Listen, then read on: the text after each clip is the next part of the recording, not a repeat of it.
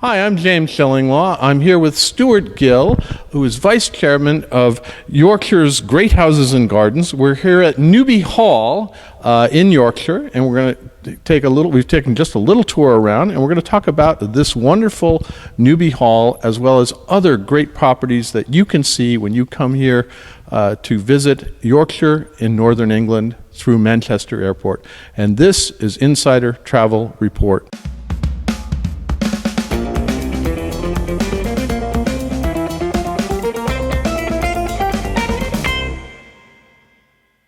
Now, Stuart, first of all, we just had a wonderful tour of Newby Hall. And first, explain a little of the history of Newby Hall, if you could. The history goes back as long as you wanted to go back, really, to be honest. But the house that people come and visit now is sort of 1685. It was created and is furnished very much in the Georgian style, so it was done in sort of 1760, 1770, 1780, and is the finest example of Georgian design and interior furnishings, and a collection of grand tour acquisitions were done at the time. Interestingly, it's still in the same family line, so it's still, whilst the second name has changed of the owner, it's still very much in the same genetic line, if you like, coming down. So it's lived in as a family home by Mr. and Mrs. Compton. That's Compton, but pronounced Compton. And they live here with their 3 children who are sort of grown up now.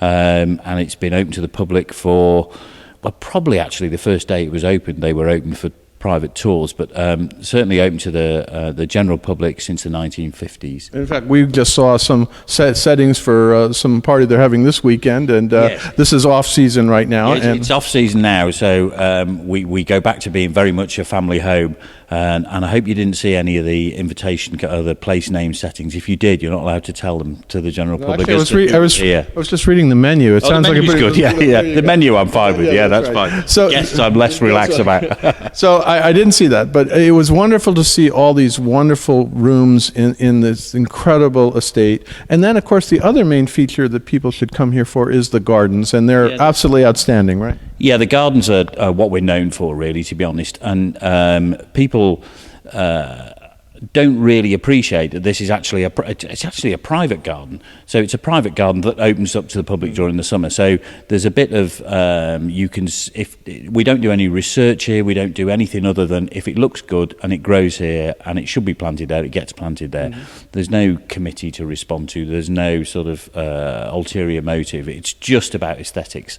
So hopefully the garden is beautiful from when we open to the public early in April, right the way through to the end of September, and then it goes back to being a private family garden. Yeah, well, it looks absolutely stunning, and I'm sure during the season it's even better. Now, this is only one property that you have in your organization. Talk a little bit about how many you have and what people can go see here in Northern England. Yeah, I mean, I'm Vice Chairman of Yorkshire's Great Houses, Castles and Gardens. We are Castles and Gardens. And there's about 40 properties here. I'm a little bit biased, but Yorkshire is absolutely blessed with heritage properties, from things right the way, 500 years old plus, right the way through to things that we think is modern, which are sort of Victorian creations, so only 150, 200 years old.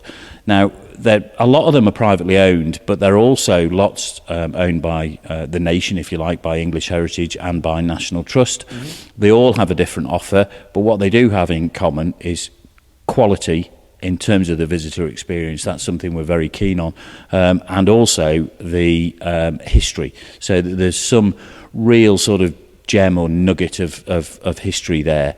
Somebody famous stayed there, or just a broad family history over the years. So you can genuinely visit a privately owned, very fine Georgian house like this, to a Cistercian ruin with Fountains Abbey, right the way through to a privately owned castle at Ripley Castle, right the way through to Harewood House. These are huge, great big places.